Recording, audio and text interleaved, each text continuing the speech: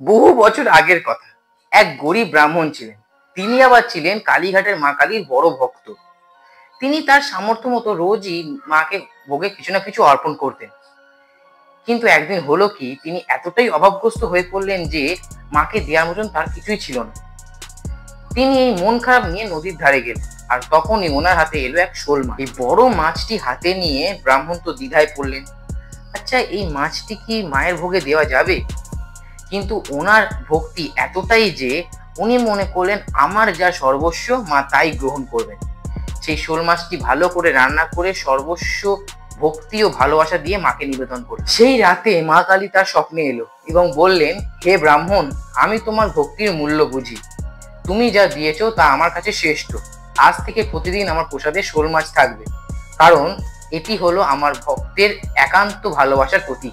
এরপর থেকে কালীঘাটে প্রতিদিন মায়ের ভোগে শোল মাছ দেওয়া হয়। আবার ভক্তরা মনে করেন এই মাছ মায়ের বিশেষ প্রিয়।